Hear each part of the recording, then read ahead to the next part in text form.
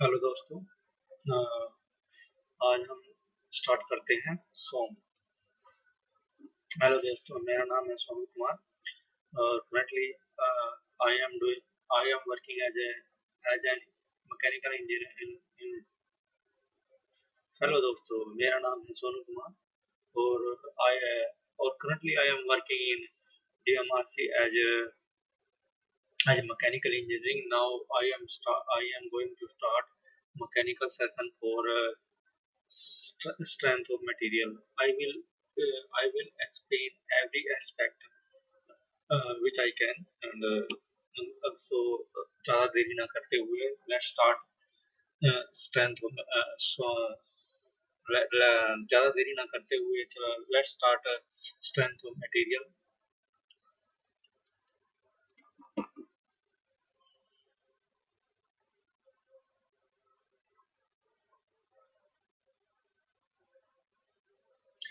तो आज हम स्टार्ट करते हैं स्ट्रेंथ ऑफ मटेरियल को हम अलग अलग नामों से जाना जाता है, जैसे मोस material of strength, material of mechanics of material, mechanics of structure, mechanical of deformable and अलग अलग नामों से जाना जाता है, जैसे कि MOS mechanical of mechanics of strength, mechanics of structure, mechanics of structure और mechanics of material, mechanics of structure, mechanics of deformable body, that is elastic body. ठीक है। तो text book available in the जो इसकी text books हैं वो है mechanical mechanics of material, mechanics of material, this is Timoshenko and Gere, CBS publications की है बुक, बहुत अच्छी बुक है। और इसके अगर आप न्यूमेरिकल लगा लोगे तो मैं कहूँगा कि आप गेट हो, ESC हो, किसी भी किसी भी मतलब किसी भी टाइप का कोई भी क्वेश्चन आप नहीं छोड़ पाओगे, मतलब हर एक टाइप का क्वेश्चन आप बना लोगे इसी टाइप की से। तो मैं मोस्ट रिकमेंडेड बुक जो है आपके लिए टिमोशेंको है। और उसके बाद स्ट्रेंथ ऑफ और अगर आप अगर आप यूज करना चाहें तो अलग बुक्स हैं, strength of material by Singer, mechanics of structure by जोना जुनारकर, और उसके बाद ये भी है स्ट्रेंथ ऑफ मटेरियल बाय रामामुद्रा।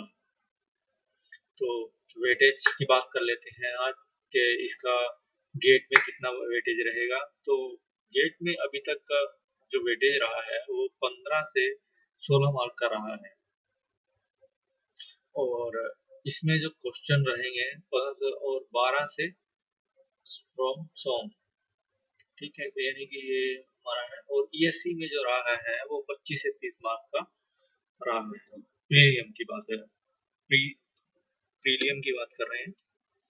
ठीक है, और स्टार्ट करते हैं difference between SOM and engineering mechanics. ठीक है, तो अब हम यहाँ पे बात करते हैं सोम।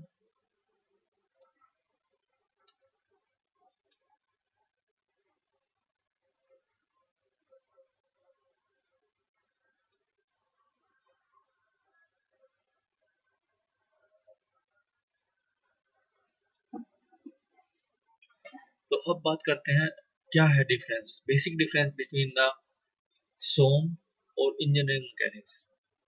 अच्छा, सोम की बात करते हैं तो सोम जो है वो डिफॉर्मेबल बॉडी पे एप्लीकेबल होता है, और इंजीनियरिंग मैकेनिक्स जो एप्लीकेबल होता है वो रिजिड बॉडी। अब रिजिड बॉडी क्या होती है? रिजिड बॉडी वो बॉडी होती है जिसपे हम फोर्स अप्लाई करें, और फोर्स अप्लाई करने के बाद यदि उस मटेरियल में कोई डिफॉर्मेशन नहीं होता तो उसको हम कहेंगे रिजिड बॉडी। ठीक है, और स्ट्रेंथ ऑफ मटेरियल और सोम। अब इंजीनियरिंग मैकेनिक्स में क्या होता है, सपोज करो हमने किसी किसी किसी ऑब्जेक्ट पे, किसी बॉडी पे कोई फोर्स लगाया। ठीक है, तो फोर्स लगाया और उस पे कोई मतलब कोई उसमें कोई डिफॉर्मेशन नहीं हुआ है, तो वहाँ पे हम इंजीनियरिंग मैकेनिक्स अप्लाई करेंगे। तो इंजीनियरिंग मैकेनिक्स क्या होता है? इंजीनियरिंग मैकेनिक्स की assumed as a perfect rigid body. Rigid body मतलब है कि जब हम इंजीनियरिंग मैकेनिक्स की जब हम स्टडी करते हैं, तो इंजीनियरिंग मैकेनिक्स जब स्टडी करते हैं तो इसका मतलब ये हुआ कि हम वहाँ पे बॉडी को क्या मान के चलते हैं? Rigid body. ऐसे ही जब हम स्ट्रेंथ ऑफ मटेरियल जब हम पढ़ेंगे, तो स्ट्रेंथ ऑफ मटेरियल में हम क्या बोलते हैं, क्या मान के चलते हैं? Body is perfectly elastic body. Perfectly elastic body का मीनिंग क्या है यहाँ पे? इसका मतलब ये है कि जब हम कोई भी, जब भी जो फोर्स बॉडी पे हम लगा रहे हैं और उस बॉडी पे लगाने के बाद उसमें कुछ डिफॉर्मेशन होगा, वो डिफॉर्मेशन जो होगा वो विद इन इलास्टिक लिमिट रहेगा। मींस यदि हम उसके ऊपर फोर्स लगाएं, और फोर्स मतलब ये जो है रिकवरेबल है। इलास्टिक रिकवरेबल मींस जैसे हमने फोर्स लगाया, डिफॉर्मेशन आया, और जैसे ही फोर्स हटा दिया डिफॉर्मेशन खत्म हो गया। तो उस टाइप के हम फोर्स को क्या कहेंगे? तो उसमें हम क्या कहेंगे? Strength of material. तो इंजीनियरिंग के the structure of external forces their effect on the rigid body. इसका मतलब यह है कि इंजीनियरिंग मैकेनिक्स में हम ओनली एक्सटर्नल फोर्सेस को का के बॉडी के ऊपर एक्सटर्नल फोर्सेस क्या है उसका इफेक्ट का मेजर करते हैं। सो में हम क्या कर सकते हैं? सो में हम क्या करते हैं? Internal resisting force. ठीक है, जब हम फोर्स लगाया, फोर्स लगाने के बाद जो इंटरनल रेजिस्टेंस जो उसके अंदर प्रोड्यूस हुआ उसको हम मेजर करते हैं सोम में। इंजीनियरिंग मैकेनिक्स इंजीनियरिंग मैकेनिक्स में जब भी होगा स्ट्रेस स्ट्रेस मेजर का, उसमें स्ट्रेस आएगा बट कोई भी उसमें स्ट्रेन नहीं आएगा। जब हम सोम की बात करते हैं तो स्ट्रेस भी आएगा और स्ट्रेन भी आएगा।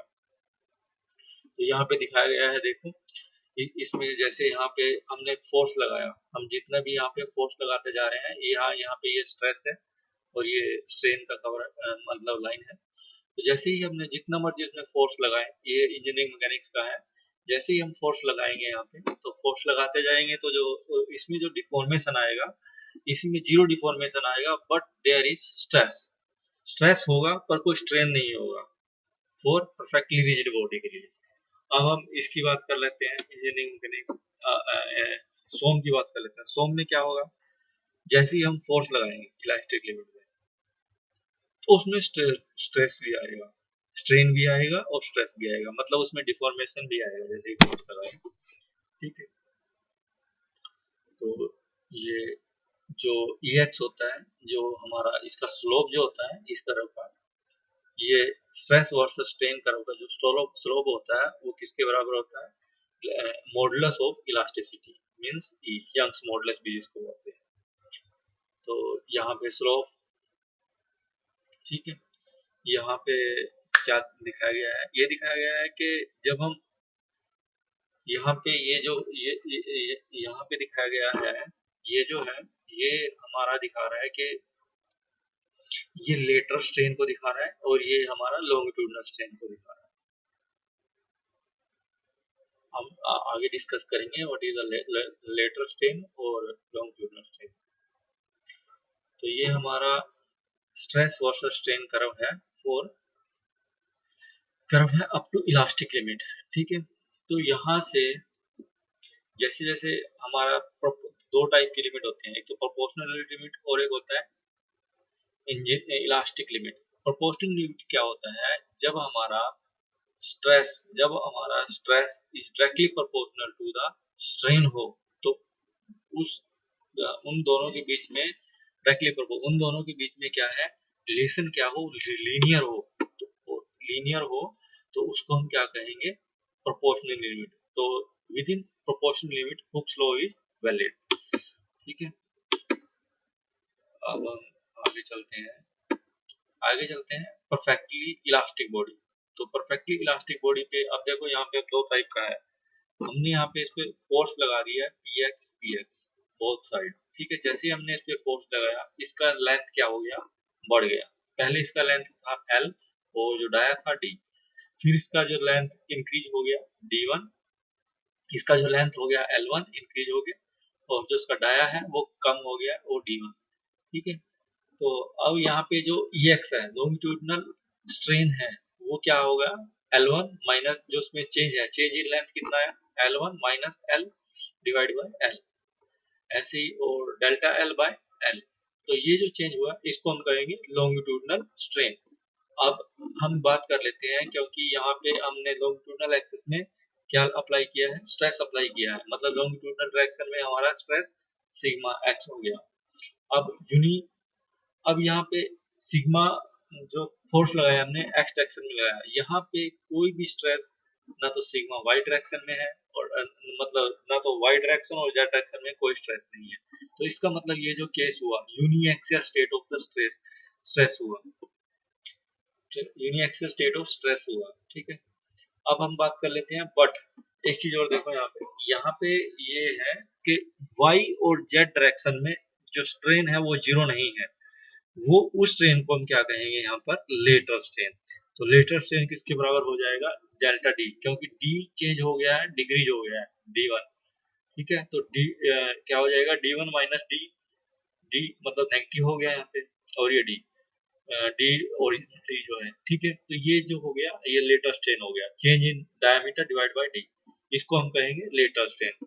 तो ये जो केस हुआ, यानी कि जब हम एक्सियल स्ट्रेन लगा रहे हैं इस केस में, स्ट्रेस लगा रहे हैं, एक्सियल फोर्स लगा रहे हैं, तो इसमें एक्स डायरेक्शन में स्ट्रेस आ रहा है, वाई और जेड डायरेक्शन में कोई स्ट्रेस नहीं आ रहा है। तो इसका मतलब ये क्या हुआ, uniaxial state of the stress हुआ।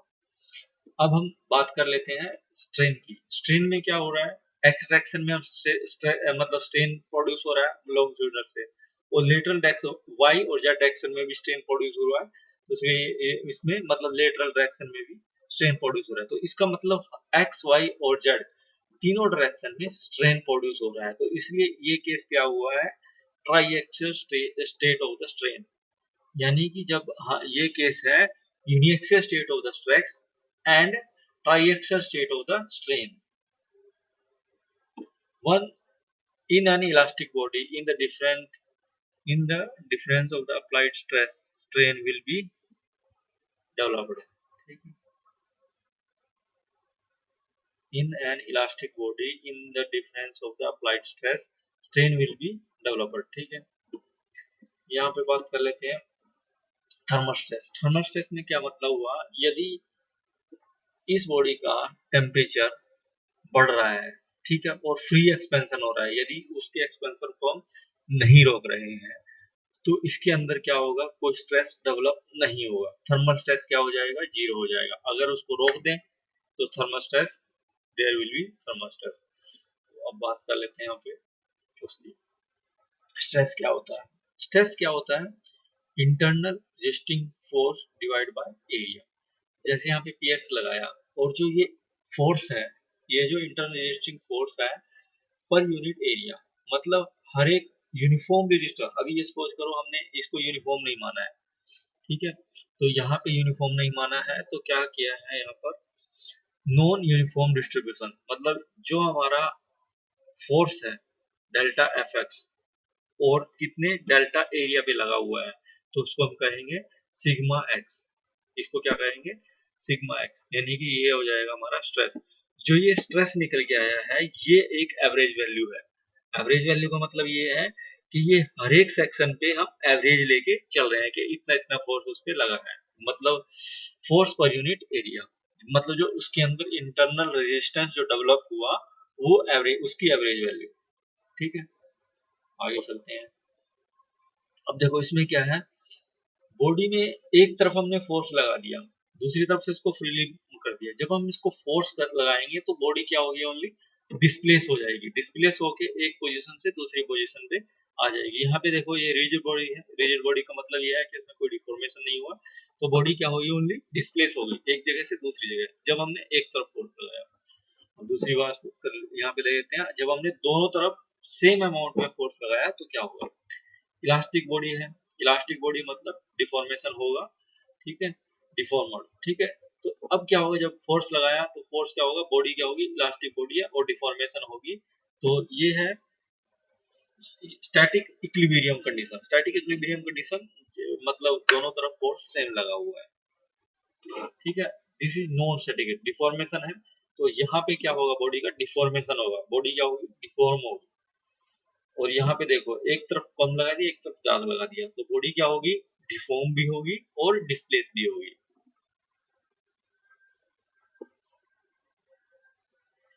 अच्छा, एम ऑफ सोम की क्या है, मैं आज आज हम स्ट्रेंथ ऑफ मटेरियल का एम क्या है। तो इसका एम है drive drive expression for deformation, strain, stress which are developed under different loading condition by using experimentally obtained elastic property like E and mu। मतलब जो हमारे पास फंडामेंटल जो प्रॉपर्टी है उनका यूज करके हमें क्या निकालना है, डिफॉर्मेशन निकालनी है बॉडी के अंदर, स्ट्रेन निकालना है और स्ट्रेस निकालना है। ठीक है। अल्टी और अब हम ultimate aim of the design, design का एम क्या है, मशीन डिजाइन का, developing a drawing A plan that is selection of the selection of appropriate shape, selection of appropriate material, calculation of dimension by using SOM equation, selection of manufacturing process detail in such a way। ठीक है। तो अब जो हम design का क्या M हुआ कि हमें ऐसी ड्राइंग बनानी है और एक प्लान बनाना है जो हमारी कंडीशन को फुलफिल करता हो, मतलब अप्रोप्रिएट शेप हो, जो हमारा लोड लिया है उसको सहन करने के लिए उसकी शेप भी अच्छी हो, selection of appropriate material, material भी उसका अच्छा होना चाहिए, और उसकी डायमेंशंस कैलकुलेट करना बाय यूजिंग सोम इक्वेशन। ठीक है। और उसको हम किस मैन्युफैक्चरिंग प्रोसेस से, मतलब इसको किस किस मैन्युफैक्चरिंग प्रोसेस से इसको बना सकते हैं, ये सब किससे पता चलता है हमें, डिजाइन से। इसका जो हमारा एम होता है वो डिजाइन का एम होता है इन सच ए वे दैट रिजल्टिंग ऑफ जो हमारा कंपोनेंट बन के तैयार होगा वो उस कंडीशन में हमेशा अपनी पर्सनालिटी को फुलफिल करता हो, in such a way that resulting component should perform its functionality satisfactorily, that is without any failure। ये हमारा डिजाइन का मोटिव हो गया। अब हम बात कर लेते हैं कि जब हम सोम में जो मेन मेन जो इक्वेशन, जो हम हमें मैकेनिक्स का जो ज्ञान होना चाहिए कि हमें ये चीजें जरूरी पड़ना है, तो इसमें हम जो मेन चीज होती है स्टैटिक इक्विलिब्रियम इक्वेशंस का पता होना चाहिए, फ्री बॉडी डायग्राम हमें बनाना आना चाहिए, resolution of the forces, forces का रिजोल्यूशन करना चाहिए, centroid and moment of inertia condition होनी चाहिए, type of supports and calculation. ठीक है। अब sigma max M by Z, इसको एम बाय जेड, जेड मतलब यहाँ पे सेक्शन मॉडुलस है। ठीक है। इसको हम आगे डिस्कस करेंगे अभी नहीं। ठीक है। नंबर ऑफ, अब यहाँ पे हम डिटरमिनेट स्ट्रक्चर किसको बोलते हैं, दो टाइप के सब होते हैं, एक तो इंडिटरमिनेट स्ट्रक्चर, ये हमारा डिटरमिनेट स्ट्रक्चर, डिटरमिनेट स्ट्रक्चर वो स्ट्रक्चर होता है जिसमें resultant number of the reaction at any sports, जितने भी हमारे पास नंबर ऑफ रिएक्शन है वो number of restricted motion by that sport. इसका मतलब ये है कि जितनी भी इसके अंदर जो रिएक्शन हो रही है,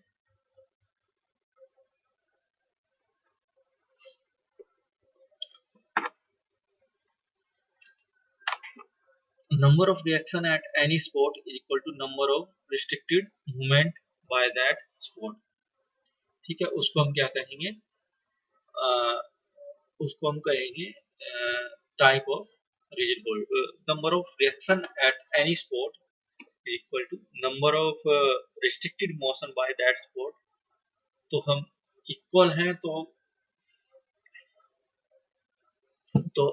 उसको हम क्या कहेंगे, डिटरमिनेंट बॉडी। जैसे कि हम ये मान के चलते हैं, ये लेके एक केस लेके चलते हैं,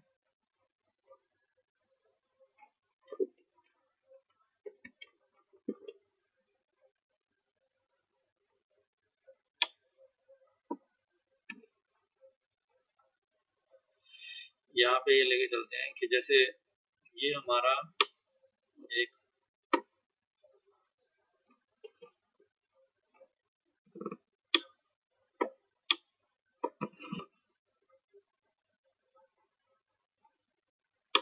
ये है, ये हमारा सिंपल स्कॉर्पिड है।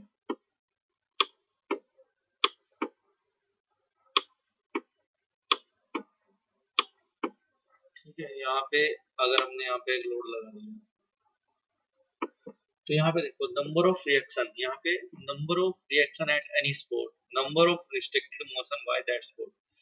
ठीक है, अब यहाँ पे हमने इसमें फोर्स लगाया, अब ये स्पॉट जो है यहाँ पे जैसे ही है ये कितनी रिएक्शन को रोकेगा, सिर्फ एक। जैसे यहाँ पे लोड आया तो ये ऊपर वाली रिएक्शन को रोकेगा। पहले इसे इसको पढ़ने से पहले इससे पढ़ने से पहले हम नंबर टाइप ऑफ स्पोर्ट की बात कर लेते हैं, क्योंकि फिर तब तक समझ में नहीं आएगा, फिर इसको बताएंगे, मैं इसको अच्छे से एक्सप्लेन करूंगा क्या होता है। ठीक है, तो टाइप ऑफ स्पोर्ट में हमारा तीन टाइप के स्पोर्ट हैं यहाँ पे, दो टाइप के हैं। सबसे पहला तो है हमारा सिंपल स्पोर्ट। सिंपल स्पोर्ट में दो टाइप के आ जाते हैं, रोलर स्पोर्ट और हिंज स्पोर्ट। रोलर स्पोर्ट में जैसे आपने देखा होगा रोलर स्पोर्ट में क्या होगा, ये हमारा रोलर स्पोर्ट है। ठीक है, इसमें क्या होगा ओनली, अब देखो ये रोलर स्पोर्ट है, यहाँ पे जो रिएक्शन है यहाँ पे हील लगा हुआ है, तो मतलब ये ऐसे भी मूव कर सकता है, इस यानी कि हमारी ये मूवमेंट भी हो सकती है और ये मूवमेंट भी हो सकती है। सिर्फ कौन सी रुकी है हमारी, वर्टिकल वर्टिकल मूवमेंट। ठीक है, तो यहाँ पे सिर्फ ओनली रिएक्शन आएगा वर्टिकल डायरेक्शन में, और कोई नहीं आएगा, ना तो यहाँ पे कोई मूवमेंट जनरेट होगा और ना ही कोई हॉरिजॉन्टल रिएक्शन आएगी। तो इसको हम कहेंगे, इसमें सिर्फ एक ही चीज हुआ है, सिर्फ वर्टिकल रिएक्शन हुई है। तो यदि हमें बॉडी में कोई हॉरिजॉन्टल रिएक्शन नहीं चाहिए या फिर कोई मूवमेंट जनरेट नहीं चाहिए, तो मतलब मूवमेंट अलाउड होना चाहिए, तो उसके लिए हम किसका यूज करेंगे, रोलर स्पोर्ट का। हिंज स्पोर्ट की बात कर लेते हैं, तो हिंज स्पोर्ट में क्या होता है, इसमें सिर्फ वर्टिकल, देखो यहाँ पे दिखाया भी गया है, इसमें ओनली वर्टिकल रिएक्शन होती है। ऐसी दो इसको हिंज स्पोर्ट में क्या होगा, हिंज स्पोर्ट में यहाँ पे जैसे ये हमारा है, ठीक है, ये है,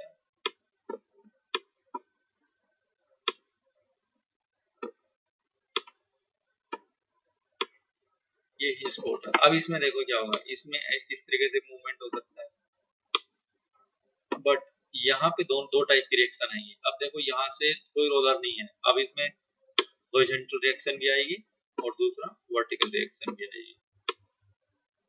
ठीक है, इस टाइप के उसको क्या बोलेंगे, हिंज स्पोर्ट। हिंज स्पोर्ट में मतलब मूवमेंट तो होगी, मूवमेंट कोई नहीं होगा, मतलब ये रोटेशन हो सकता है, इसमें इसमें मूवमेंट आएगा, but there is vertical reaction, और मतलब रोटेशन हो सकता है, पर कोई ना तो हॉरिजॉन्टल मूवमेंट होगा और ना ही वर्टिकल मूवमेंट होगा। ठीक है, उसको हम करेंगे, क्या बोलेंगे, हिंज स्पोर्ट। जैसे दरवाजे में लगा सकते हो, दरवाजे में क्या लगा, ऐसे ऐसे कर सकता है, और ना तो उसमें कोई उसमें मूव कर सकता है, पर उसमें हॉरिजॉन्टल और वर्टिकल रिएक्शन आएंगे। नेक्स्ट टाइप है हमारा फिक्स्ड पोर्ट। फिक्स्ड पोर्ट में जैसे हम बोल लेते हैं इसको क्लैंपिंग भी बोल सकते हैं, क्लैंपर्ड भी बोल सकते हैं, इनको फिक्स्ड पोर्ट। अब फिक्स्ड पोर्ट में क्या होगा, ये फिक्स हो गया, इसको भी यहाँ से फिक्स कर दिया। ठीक है, अब इसमें ना तो ये मूवमेंट होगा, ना ये यहाँ पे यानी कि तीन रिएक्शन आ जाएगी, R A, R B, R मतलब हॉरिजॉन्टल, और ये मोमेंट एम। ठीक है, तो इसको हम क्या कहेंगे, फिक्स पोर्ट।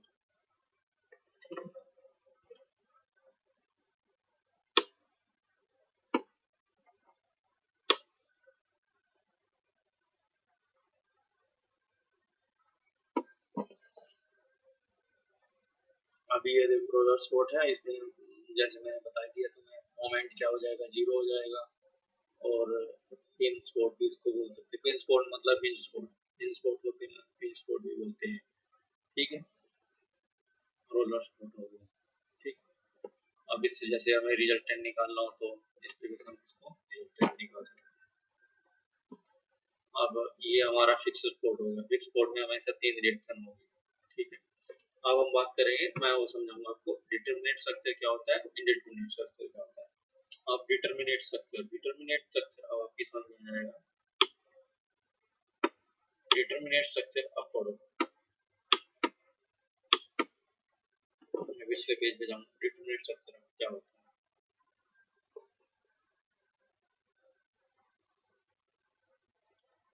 ये है number of reaction at any spot is equal to number of restricted motion by that spot. तो उसको हम क्या कहेंगे, डिटरमिनेट स्ट्रक्चर। तो डिटरमिनेट स्ट्रक्चर देखो, अब जैसे ये है, अब यहाँ पे देखो, अब इसमें 3 टाइप की मोशन रिस्ट्रिक्ट हुई है। तो अब देखो नंबर ऑफ रिएक्शन,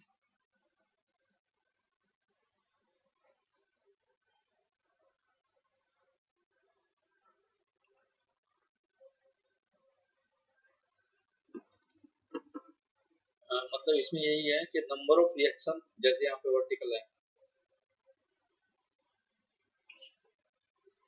तो अब इसमें तीन टाइप की मोशन इसमें रिस्ट्रिक्ट कर दी। तो ये क्या है, डिटरमिनेट स्ट्रक्चर है। अगर मैं इसकी बात करूं,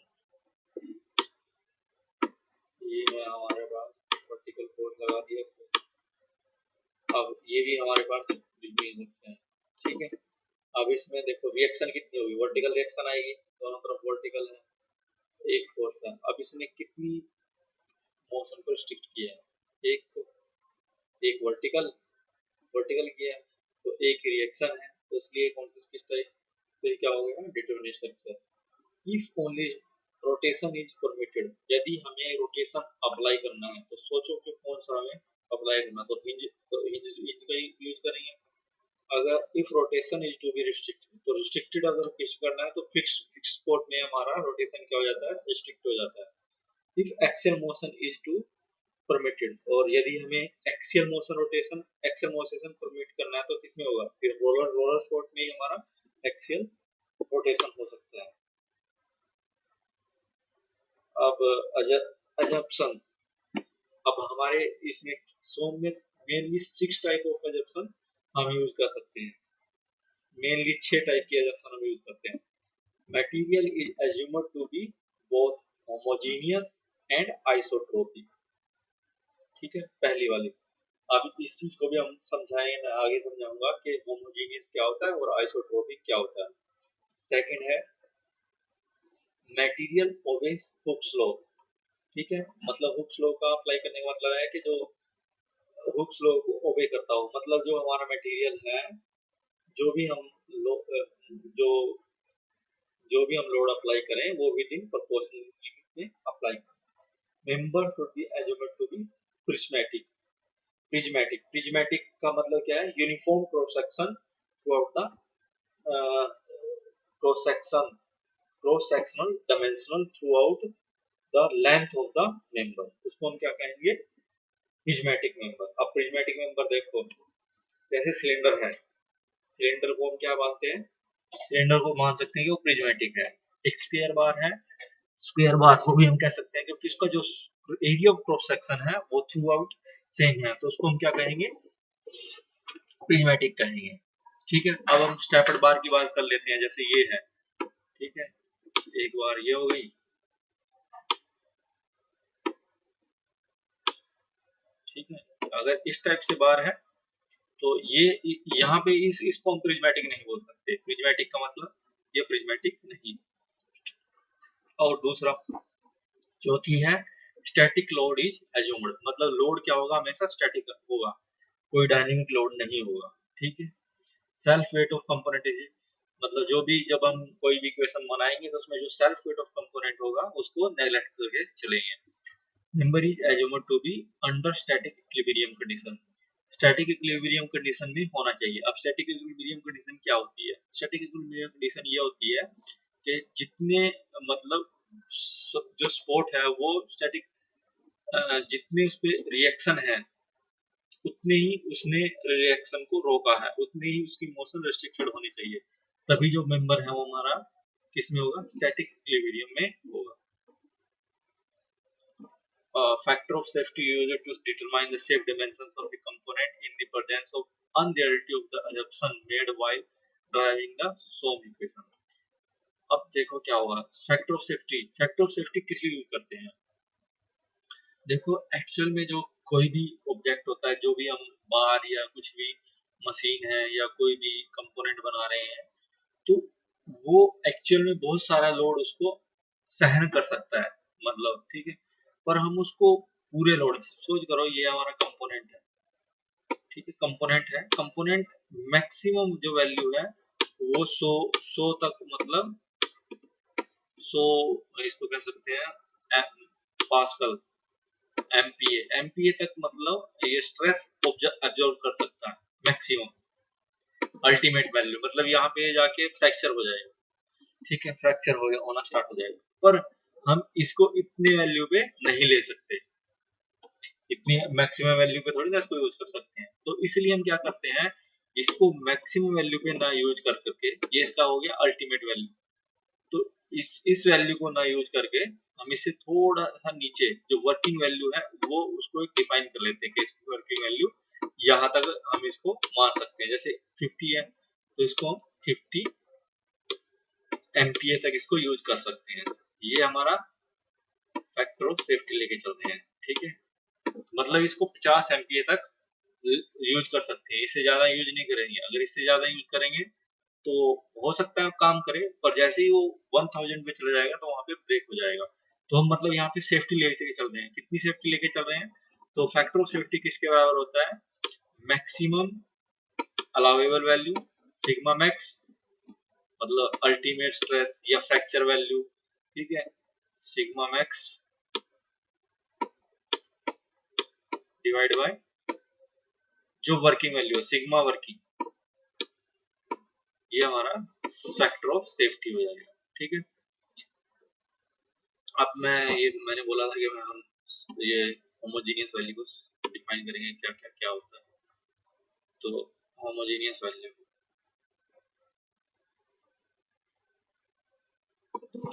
होमोजीनियस क्या होता है, homogeneous, a material is said to be a homogeneous when it exhibits same elastic property at any point in a given direction, ठीक है।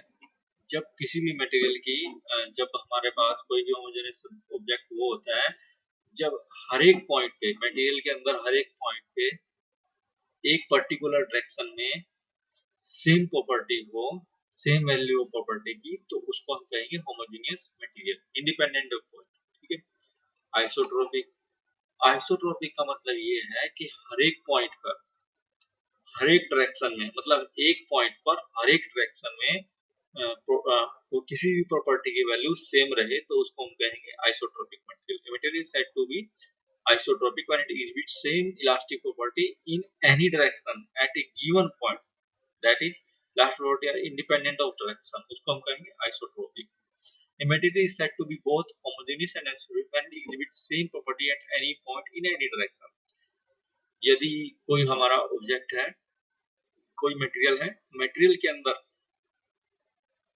हर एक पॉइंट पे हर एक डायरेक्शन में सेम प्रॉपर्टी हो तो उसको हम कहेंगे होमोजीनियस एंड आइसोट्रोपिक, ठीक है। Every homogeneous material need not to be isotropic, जरूरी नहीं है कि कोई भी होमोजेनियस मटेरियल एक आइसोट्रोपिक मटेरियल भी हो, क्योंकि हो सकता है हर एक पॉइंट पे तो सेम हो वैल्यू, एक डायरेक्शन में सेम हो, पर हर एक डायरेक्शन में सेम हो वो नहीं हो सकता, ठीक है। और ऐसा ही vice versa, but few material are homogeneous and isotropic, कुछ मटेरियल हैं जो होमोजेनियस और आइसोट्रोपिक हो सकते हैं। A material is said to be anisotropic, यदि anisotropic क्या होगा, जब हर एक डायरेक्शन में किसी प्रॉपर्टी की वैल्यू हर एक डायरेक्शन में अलग अलग हो सेम पॉइंट पर, तो उसको हम कहेंगे एनिसोट्रोपिक प्रॉपर्टी, ठीक है। अब देखो समझो, ये है हमारा homogeneous, A point, B point and C point, C point पे एक ही डायरेक्शन में मटेरियल के अंदर ए बी सबकी वैल्यू सेम है, तो इसको हम क्या कहेंगे, होमोजेनियस मटेरियल। ऐसे ही एक पॉइंट, ये पॉइंट है, इस पॉइंट पर एक्स वाई और जेड डायरेक्शन में वैल्यू सेम है, इसको क्या कहेंगे, आइसोट्रोपिक मटेरियल। अब homogeneous and isotropic, A B C point दी, ये तीन पॉइंट दिए हुए हैं, तीनों पॉइंट पर भी वैल्यू सेम है, और दूसरा तीनों डायरेक्शन में, हर एक पॉइंट पर तीनों डायरेक्शन में भी वैल्यू सेम है, तो इसलिए इसको क्या कहेंगे, होमोजेनियस एंड आइसोट्रोपिक मटेरियल, ठीक है। यहाँ पे अब आगे बात करते हैं होमोजेनियस एंड एनिसोट्रोपिक। अब देखो एक्स डायरेक्शन में ई की वैल्यू सेम है हर एक पॉइंट पर, ठीक है, मतलब मटेरियल क्या हो गया, होमोजेनियस, क्योंकि हर एक पॉइंट पर सेम वैल्यू तो होमोजेनियस हो गया मटेरियल। पर हर एक पॉइंट पर अलग डायरेक्शन में अलग वैल्यू है, तो इसलिए क्या हो गया ये anisotropic material, homogeneous and anisotropic material. ऐसे ही यहाँ पे बात कर लेते हैं non homogeneous and isotropic material. अब ये देखो हर एक पॉइंट पर हर एक पॉइंट पर वैल्यू क्या है, यहाँ पे इवन वैल्यू और यहाँ पे हर एक डायरेक्शन में एक एक डायरेक्शन में अलग अलग वैल्यू है, तो इसलिए क्या हो गया मटेरियल पर हर एक डायरेक्शन में हर एक पॉइंट पर वैल्यू क्या है सेम है, इसलिए क्या हो गया ये non homogeneous and isotropic material. ठीक है, यहाँ पे बात कर लेते हैं कैन नॉट बी डिटरमाइंड। अब ये देखो कोई रिलेशन ही नहीं है कि हर एक पॉइंट पे ये डायरेक्शन में, तो इसको हम डिटरमाइन नहीं। Load defined as the external force or a couple to which a component is subjected during its functionality, तो उसको क्या कहेंगे load। Example, weight of a member with respect to another member, centrifugal force, inertia force, gas load, wind forces, belt tension, bending, twisting couple etc, इसको हम क्या कहेंगे load के type आ गया। ठीक है, अब जैसे ये है, ये बार है, इस बार पे ये फ्लैंज लगा हुआ है। अब क्या है इस फ्लैंज, जब हम इसको डिजाइन करेंगे तो इसका सेल्फ वेट को हम नेग्लेक्ट कर देंगे, ओनली फ्लैंज वेट को मतलब मेन सोर्स मान के चलेंगे। ठीक है, तो सेल्फ वेट ऑफ बार। ठीक है, जब हम इसको बार को जब हमें डिजाइन करना होगा तो इसके सेल्फ वेट को हमें नेग्लेक्ट करेंगे और ओनली फ्लैंज के वेट को मेजर करके चलेंगे। अच्छा, self weight of bar body force. ठीक है, self W1 weight of the flange, it is distributed on the bottom surface of the bar, hence it is surface force for the bar. ये surface force for the bar है। In the design of the bar, self weight of the flange, that is the W1, is considered as a load, but the self weight of the bar is neglected। अब जैसे self weight deformation due to body force is less than deformation due to, क्योंकि due to the self weight of body की वजह से जो deformation होता है वो बहुत ही कम होता है। अब जैसे यहाँ पे ये हमारे पास बेयरिंग लगे हुए हैं और ये इनके ऊपर एक पुली लगी हुई है। ठीक है, तो पुली लगी है, ये साफ्ट है, साफ्ट के ऊपर पुली लगी हुई है। जब हमें साफ्ट को डिजाइन करना है, ठीक है, जब हमें साफ्ट के ऊपर डिजाइन करना है तो पुली के वेट को हमें लेके चलना है। ठीक है, तो पुली के वेट जब साफ्ट को डिजाइन करेंगे तो साफ्ट के वेट को नेग्लेक्ट कर देंगे और पुली के वेट को हम मेन फोर्स मतलब सरफेस फोर्स मान के चलेंगे। और जब जब हमें बेयरिंग फोर्स को मेजर करना हो, जब बेयरिंग को डिजाइन करना है तो बेयरिंग को डिजाइन करने के लिए साफ्ट फोर्स, ठीक है, साफ्ट का वेट और ये पुली का वेट, दोनों का वेट लेके चलेंगे। तो बेयरिंग को डिजाइन करने के लिए दोनों का वेट, और जब शाफ्ट को डिजाइन करना है तो ओनली पुली का वेट लेके चलेंगे। इन the design of the shaft, wait of the pulley is considered as load and self weight of is neglected. In the design of bearing, weight of the pulley and weight of the shaft considered as a load, that is weight of bearing is neglected। ठीक है, अब हम यहाँ पे बात कर लेते हैं लोड।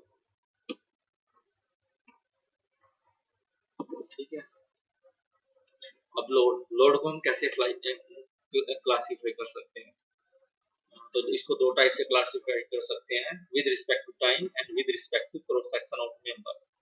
अच्छा, विद रिस्पेक्ट टू टाइम में क्या आ जाएगा, static load and dynamic load. Static load वो लोड होता है जो सपोज करो हमने लोड है, ये हमारा स्टैटिक लोड का ये है, ये हमारा कुछ भी हमारा ये सपोज करो ये शाफ्ट है, सपोज करो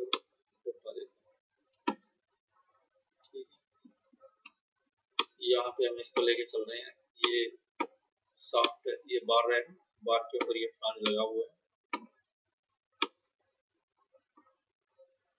ठीक है, यहाँ पे एक ये हमारे पास अलग से वेट है। अगर इस वेट को हम सीधा यहाँ पे रख देते हैं, इसको किसी हाइट से मूव नहीं करते, तो ये हमारा हो जाएगा स्टैटिक वेट। ठीक है, अगर इस वेट को कुछ उस हाइट से गिराएं तो ये हो जाएगा डायनेमिक वेट। ठीक है, तो स्टैटिक वेट भी दो टाइप के होते हैं, डेड वेट और ग्रेजुअली अप्लाइड वेट। अब देखो वो भी है, जैसे एक तो लोड है, जैसे ये हमने यहाँ पे एक से रख दिया तो ये हमारा आ जाएगा डेड वेट। ठीक है, और यदि हमने इसको धीरे धीरे करके अप्लाई किया, जैसे ठीक है धीरे धीरे करके मतलब अप्लाई किया, तो उसको हम कहेंगे gradually applied load, dynamic load. ठीक है, डायनेमिक लोड भी दो टाइप का होता है, इम्पैक्ट लोड और फटीग लोड। अगर इसको ऊपर से गिराएंगे, ठीक है, तो ये हो जाएगा इम्पैक्ट लोड और फटीग। फटीग लोड में क्या होगा, अगर इसकी मैग्नीट्यूड एंड डायरेक्शन दोनों चेंज हो जाएंगी तो उसको कहेंगे हम डायनेमिक लोड, फटीग लोड। ठीक है, अब बात कर लेते हैं with respect to cross section of the member. तो ये दो टाइप का होता है, नॉर्मल लोड और शियर लोड। अगर नॉर्मल लोड है तो क्रॉस सेक्शन के परपेंडिकुलर होगा, अगर शियर लोड है तो parallel to the shear load होगा। तो ये भी दो टाइप का है। अगर TSL and ETSL, TSL transverse shear load, tensile shear load, transverse shear load, transverse shear load और इसेंट्रिक ट्रांसवर्स शियर लोड बोलते हैं। ठीक है, तो इसेंट्रिक, इसेंट्रिक का मतलब ये है जब शियर लोड, अब यहाँ पे भी एक्सियल लोड और इसेंट्रिक, यदि जो लोड है, लोड यदि सेंट्रोइडल एक्सिस पर नहीं है, जैसे ये हमारा क्रॉस सेक्शन है, ठीक है, और इस क्रॉस सेक्शन का ये दो सेंट्रोइडल एक्सिस है। ठीक है, अगर यहाँ से ये सेंट्रोइडल एक्सिस है, अगर ये लोड यहाँ पर ना लगाकर हम यहाँ पे लगा देंगे तो इसको कहेंगे इसेंट्रिक लोड। ठीक है, ये हमारा इसेंट्रिक लोड हो जाएगा। एक्सियल लोड यहाँ पे जब इसको बिल्कुल बॉडी के सेंटर में सेंट्रोइड से पास करेंगे, आगे इसको बताएंगे, अच्छे से एक्सप्लेन करेंगे। ठीक है, टीएसएल और ईटीएसएल। टीएसएल में क्या हो जाएगा, जब हमारा जो फोर्स है इसके पैरेलल में हो जाएगा, जैसे हमने ये फोर्स अप्लाई कर दिया, ठीक है, क्रॉस सेक्शन के पैरेलल में अप्लाई होगा। ठीक है, अगर ये सेंट्रोइडल एक्सिस से पास करेगा तो इसको बोलेंगे टेंसाइल शियर लोड, और मतलब इसको बोलेंगे टीएसएल, ट्रांसवर्स शियर लोड। ठीक है, और यदि ये इससे थोड़ा हट के हो जाएगा तो ये हमारा हो जाएगा ईटीएसएल। ठीक है, एक्सियल लोड को हम दो भागों में देते हैं, टेंसाइल और कंप्रेसिव। यदि ये लेंथ को इंक्रीज करेगा तो टेंसाइल, कंप्रेस होगा तो मतलब घटाएगा तो with respect to distribution of the load, distribution of load के हिसाब से ये हमारे हो जाएंगे दो टाइप का, एक तो कंसंट्रेटेड लोड और एक होता है डिस्ट्रीब्यूटेड लोड। कंसंट्रेटेड लोड में भी दो टाइप के होते हैं, कंसंट्रेटेड पॉइंट लोड और दूसरा हो जाएगा कंसंट्रेटेड मोमेंट। डिस्ट्रीब्यूटेड लोड में uniformly distributed load, uniformly varying load. ठीक है, अब यूनिफॉर्मली डिस्ट्रीब्यूटेड में self weight of the horizontal, horizontal अगर कोई बार है, हॉरिजॉन्टल बार का जो सेल्फ वेट है, हॉरिजॉन्टल बीम है, ठीक है, तो उसका जो सेल्फ वेट है उसको हम क्या कहेंगे, यूनिफॉर्मली डिस्ट्रीब्यूटेड। और अगर कोई वर्टिकल बार है तो उसका जो सेल्फ वेट है उसको हम करेंगे यूनिफॉर्मली वेरिंग लोड।